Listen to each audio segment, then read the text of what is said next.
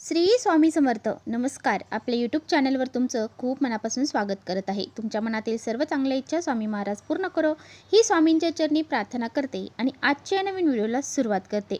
तर येत्या 2 म्हणजेच सोमवारी आलेली आहे होळी. हुताशनी पौर्णिमेच्या दिवशी होळी साजरी केली जाते आणि ह्या हुताशनी पौर्णिमेचा प्रारंभ 2 मार्चला सायंकाळी 5:55 सुरू होत आहे आणि याची जी समाप्ती आहे तर ती 3 मार्चला सायंकाळी 5:03 होणार आहे. आणि म्हणूनच होलिका दहन हे 2 मार्चला सायंकाळी केले जाणार आहे.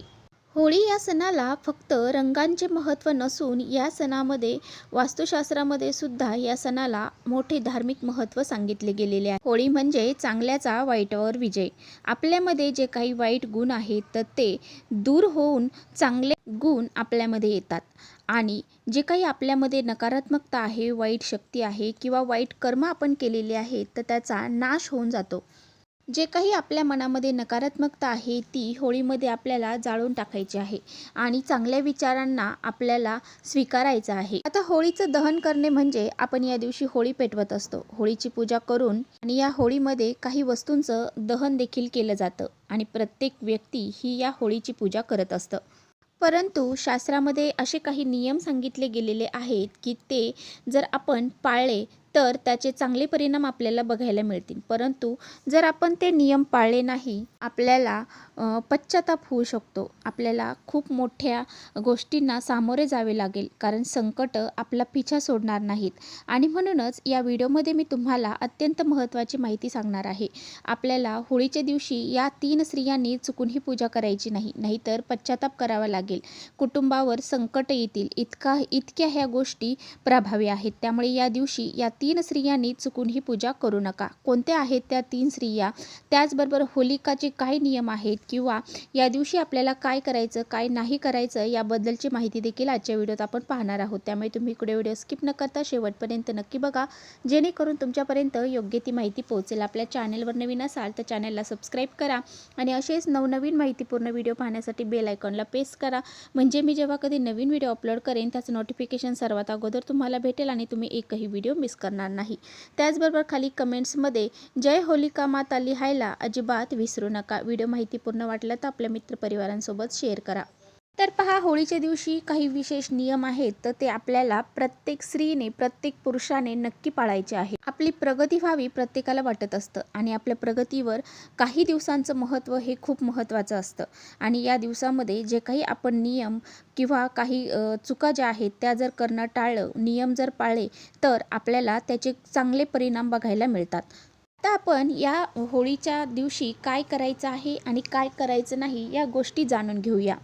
तर एक महत्त्वाची गोष्ट आहे ती म्हणजे ज्यावेळेस आपण होलिका दहन करतो त्यावेळेस पुरुषांनी डोक्यावरती टोपी किंवा रुमाल ठेवावा. त्यावेळेस आपण महिला ज्या आहेत तर त्या होळीची पूजा करत असतील किंवा प्रदक्षिणा घालत असतील तेव्हा महिलांनी आपल्या डोक्यावरती साडीचा पदर हा घ्यायचा आहे. आपलं डोकं हे पदराने झाकून घ्यायचं आहे.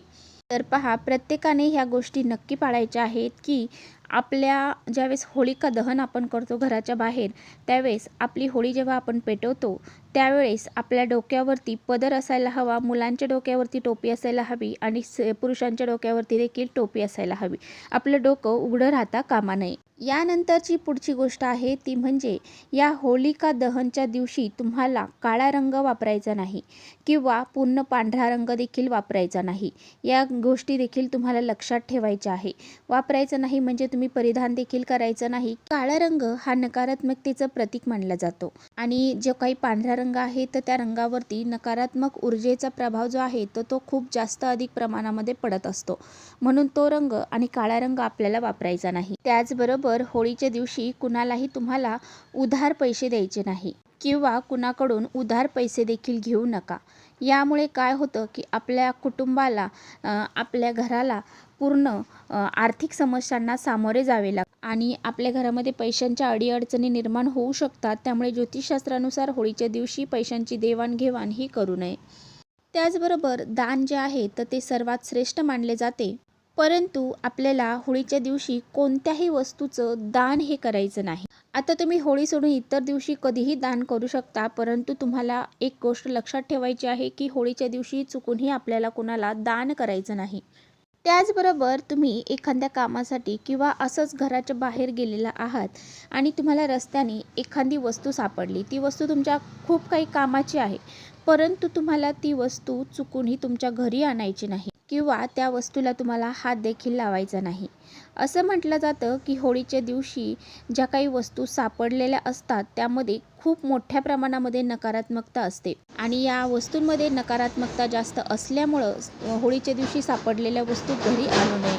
आणि जर चुकून आपण आपल्या घरामध्ये ह्या वस्तू घेऊन आलो तर आपल्या घरामध्ये दोष निर्माण होतात आणि नकारात्मकता आपल्या घरामध्ये साठत चालते.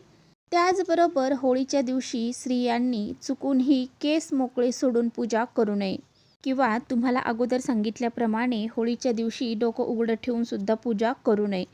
त्याचबरोबर ज्या महिलांचं लग्न झालेलं आहे, नवीनच लग्न झालेलं आहे किंवा 1 वर्ष झालेलं आहे, त्यांची पहिलीच होळी असेल, तर अशा महिलांनी होळीचं दहन जे आहे किंवा होळीचा जो अग्नी आहे तर तो पाहू नये आणि म्हणूनच अशा स्त्रियांनी होळीच्या ठिकाणी जाऊ नये किंवा होळीचा अग्नी पाहू देखील नाही.